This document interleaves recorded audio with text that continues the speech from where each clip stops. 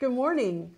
Here we are at QuiltChat again this morning, Betsy. Yes, we are. And look at this table. Isn't it beautiful? It's a thing of glory. Well, and of course, this is our Christmas countdown. It is. And we only have a few more days to go. We do. We're headed straight to the 5 25th. days? Yeah, 5 more days. Christmas is almost here. Well, and look at the beautiful blocks. Which one's your favorite? Oh my goodness. Well, here we have the red and whites on this side, kind of, and over here we have the other colorway with red, white, and black. And let me see if I can find this little guy. I think is my very favorite of all of them. Well, I like this one. Oh, and that's so beautiful. I understand why. Well, you know what? I think half square triangles always lead your eye somewhere. They do. And on this one, because we put these squares in here, it just leads your eye right across the block. It is very pretty.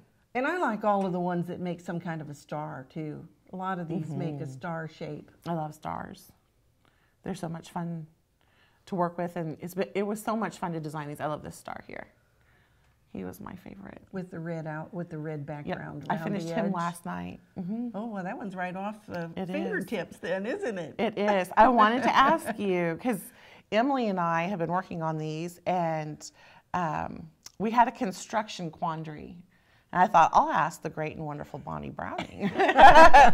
So whenever we do a block like this, Emily always constructs it across, like a row. One row at a time. Yes, and she gets these tidy little pretty backs. Now this back isn't tidy because I did it. See, I even left those nice long strings. But we won't discuss that. But when I do these, I like to do them usually in quadrants so that I can size as I go and make sure everything stays really true to square. And it's always just a matter of preference, but I was really curious, what do you like to do? Well, that one or this one too, I would probably start with that center square and then add on these pieces on either side of it, and then I would work on this. And so you could do that either in just the corner pieces and then put those together. But I probably would do it like you do it, where I do it in quadrants. Although I think on the back, when you're pressing seam allowances and stuff, I think that that's a good example. See, this is where Emily does it in rows, and it just looks so good on the back. And it just looks beautiful on the back. Yes, and when, you know, she's really good at getting nice flat blocks too. Well, and we know that you all have been working on this too, and they've done such fun things with their color choices. Oh my goodness. Yes, we're so excited. Over at our AQS Christmas Countdown group, there are lots of you joining us and trying out all the different blocks and following along. And so if you want something fun to do, come on over and join us and sew along with us. And here's some of the blocks that we have from our different quilters. There we go. These are by Stephanie Moat, and she's doing red and green colorway. And then this one, really, really beautiful, is by Susan Yancer Hatcher. And she has like a gold lame in there or something. And so it's a print. It's like a printed Well, she's got the fabric. print with the burgundy, but the other is a woven shiny gold. Ooh. It's so pretty. I'm excited to see how she does it, and I'm really curious when she gets those teeny tiny pieces. The next one, this is Susan Catcher, and she's zipping right along. And I don't know if you can see it or not, but there's purples and blues in there. Ooh. And so they add a lot of little twinkle and sparkle. Yes. She's doing so good. So she'll have some fun with her layout then. Maybe she can drag the color across this way if she wants, or or sideways. And this one is Becky Schultz, and she is doing blue and gray. Blue and gray. So as many people, as different imaginations, as different ways to do this. And we really invite everybody to come and play and be creative. And if things aren't working out perfectly for you, just be brave and show it off and say, help. Well, because there's some amazing quilters. There's piecers there of all skill levels, and everybody has a lot of great advice. And so what's not working for you, you might ask, and someone else might have another way they do it. And that's something fun to try. And this is one that gave people a little bit of angst, yes. didn't it? I had to formally apologize because I got called out. Someone said, I'm never speaking to whoever designed this block again. And I said, well, I'm really sad about that. And I'm sorry. But yes, it has some parallelograms that I'm regretful of at this point in my career. And so you probably won't see those again. in this kind of a fashion.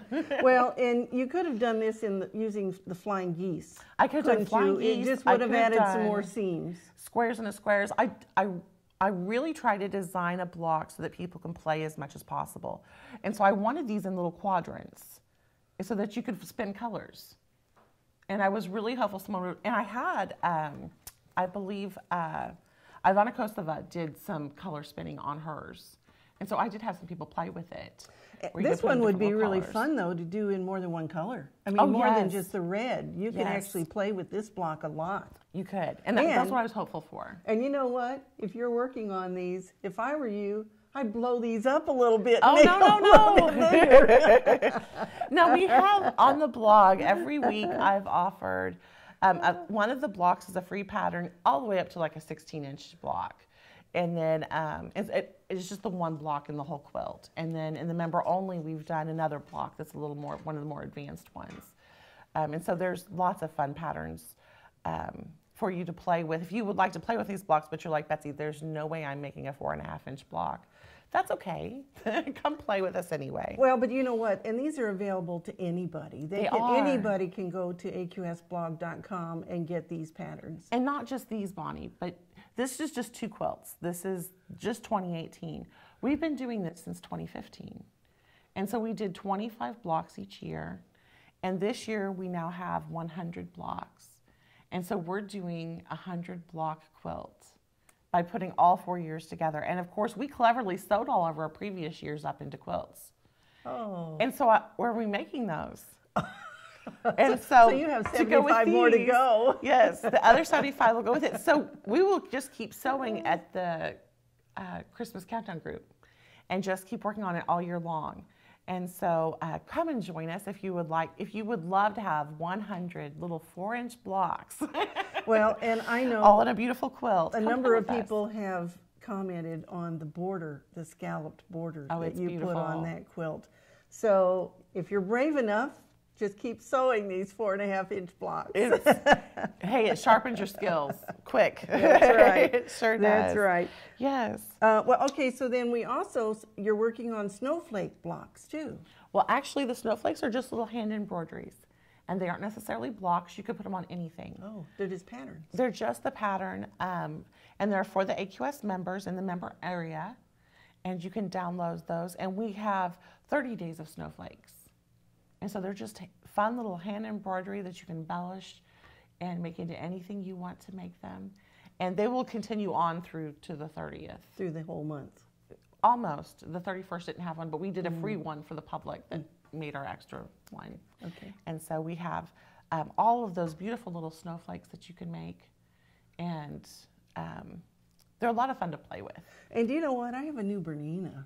Oh. I ought to import some of those designs and let my machine stitch those out. Wouldn't that be fun? Yes, I'm sure it would. Yeah. Once I figure out how to get them from there to my sewing machine. Well, I've had a couple of people say they're working on that on theirs because they wanted to do it on the machine. I said, have all the fun you want. Okay, all right. Well, and you know what? They're versatile, so you can do it by hand or machine. Yes. Absolutely. Well, and so I know that you all know that registration is currently open for both Lancaster and Daytona Beach. And gosh, we have some really fun and good teachers at both of those shows. And so you just go to QuiltWeek.com to register, and you can do it all online.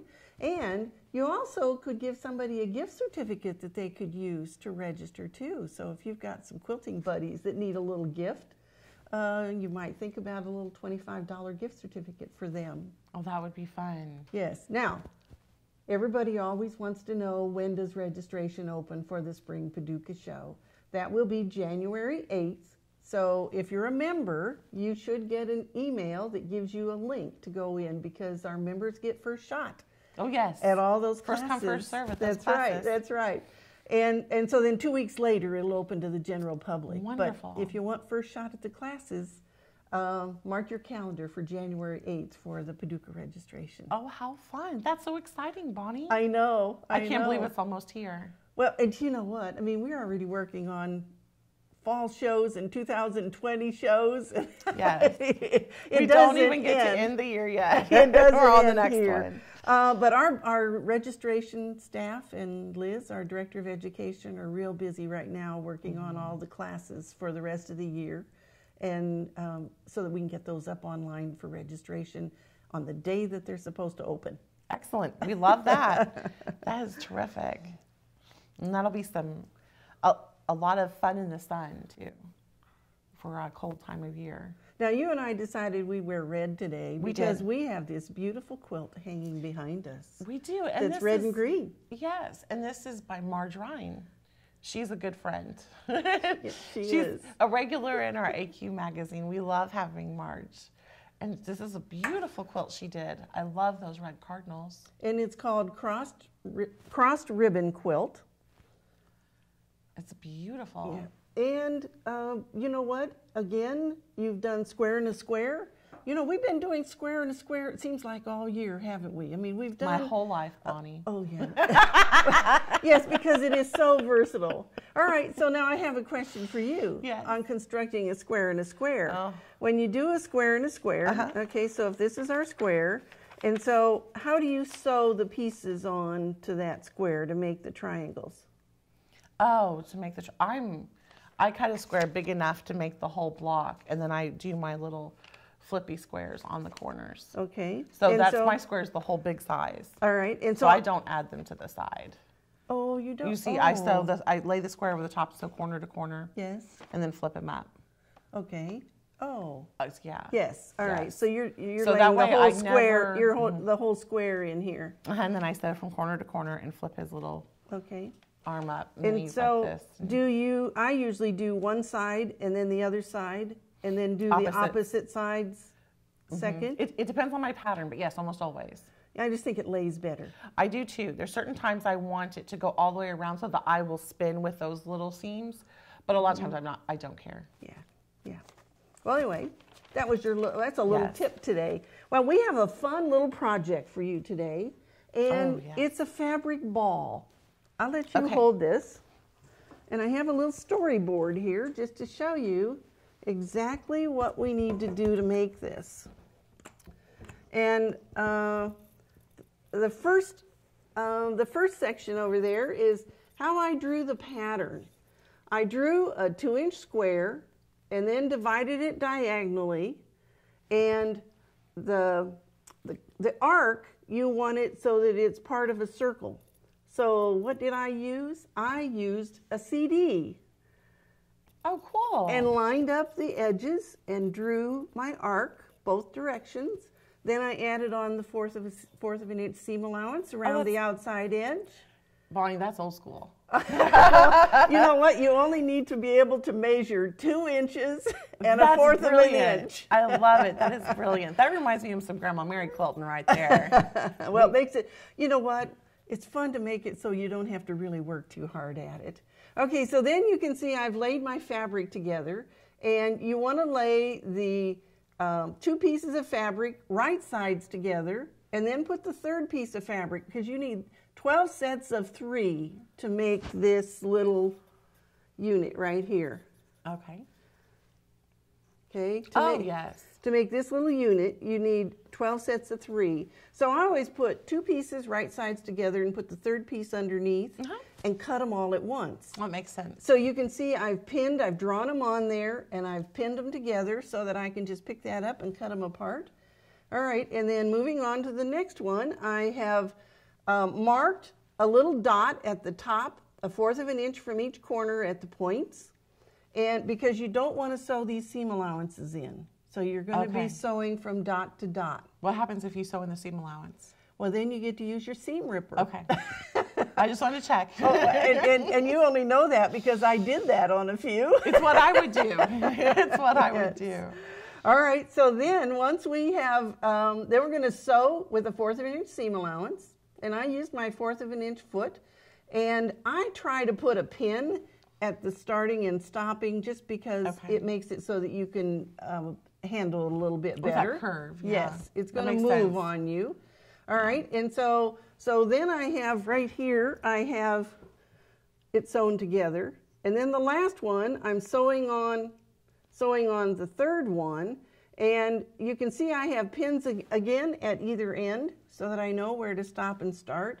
And then I put my stiletto on here because you're going to want some kind of a point to manage that arc as you're sewing it. It doesn't move much, but it does move a little bit. You also could use an orange stick or a skewer, something that you can kind of just tame that fabric. And I did find about midway sewing that, I had to lift my presser foot up to release the fabric so it would lay down flat again. That makes sense. It kind of pushes it just a little bit. Yes. All right, so then when you get ready to sew it together, I sewed 4 of them in a ring. So it would be like this center ring here. Oh, okay. All right. So like end to end. Yes, okay. End to end, so it makes a ring. And I tried to hide my stitches, but you know what? It would be just as cute if you used a contrasting thread and let those stitches show right here at the tips. Oh, that's clever. All right. So then once you have that ring done, then you're going to sew 4 more that go up over the top and connect into the sides. Okay. And you're going to do that again on the bottom. So now you've used all 12 of those. Oh, now, cute. I forgot to tell you, when you sew that last seam, be sure to leave an opening to stuff it. Oh, yep. And I leave that opening so that it's about 2 fingers width. Okay. Because you need to be able to get your fingers in and push it into the corners. Yeah. And to stuff it, I used a mechanical pencil that I took the lid out and just used the point because I really could get up there and push, and that it wouldn't be. It would help hook up the corner. It wouldn't poke a hole, right? But it still will let you push that batting clear into the ends really nice. It gave you a nice pointed. And then you have to you want to make sure when you sew these closed. You know, this is like for a small child, and they can grab onto it and they can chew on it. It can go in the wash machine and you can wash it. But you want to make sure that that's securely closed. Yes. And I always say, you know, the secret to sewing anything like that closed, if you're doing 12 stitches to the inch on your sewing machine, then when you stitch it closed by hand, you should be doing about 12 stitches per inch. That's something you taught to me. make That's it good. to make it nice and secure. It's wonderful. You know, this reminds me of every Christmas, I would have my list of gifts and I would make gifts for people. And so my whole sewing room would turn into like Santa's workshop. And my kids were little. And so especially little Emily would sit in my lap, and that's the hum of the sewing machine. I swear I would always put her straight to sleep. And before long, she'd help for a little bit, you know, because they always have to. But then she would get just mesmerized by it, and out she'd go like a light. And I'd sit there for hours with her asleep in my lap, sewing little gifts and trinkets for my friends with babies and stuff like that. And so that's one of those good memories. And so those of you who are watching us today, are you sewing some gifts for Christmas? Yes. If you are, write us a little note on Facebook and tell us what it is that you're sewing if you don't give a surprise away. Oh, that's true. Might be a surprise. Well, surely they won't look here. We hope not. No. Well, yeah, we do want them to look here, don't we? Well, not there. Yeah, that's true. That's a great idea. And you know, I think anytime you make something with your hands, you know, ever since I was a small girl, we really started out with my mother. One of our treats at Christmas time was we got to make some new ornaments for the Christmas tree. Aww. And so she would find a magazine, Ladies Circle or some magazine that had some kind of a pattern in it, and get all of the supplies, and then we'd have an ornament making day. Oh, how precious. And that was right before we put the tree up, so that we had new ornaments to go on the tree. Oh, how fun. And you know, for years, I made a new ornament every single year. Oh my gosh, so do you still have any of those? Oh, I have all of those. Oh, that's so precious, Bonnie. I have all of those. Story. Well, and you know what? I have enough now. I have enough angels to do a tree. I have enough that are like fabric kinds of ornaments that I could just do a tree in that. But usually I mix them all up. And the angel that goes on the top is one that I made when I was a Girl Scout. We did an angel that was made out of shiny fabric, like satiny fabric for the skirt, and it had ribbon for the wings, and the halo was a pipe cleaner that was silver. And you know, my mother still puts that on her tree every year. Oh, that's so precious. Yes. I love that. So that's a nice memory, too. That's a great memory, Bonnie. That's beautiful. And we hope you're making lots of beautiful memories this holiday season. And we won't be here like you. We're going to be with our family and friends next week. So we'll sign off for today, but we want to wish you all a very Merry Christmas and a Happy New Year. Happy New Year.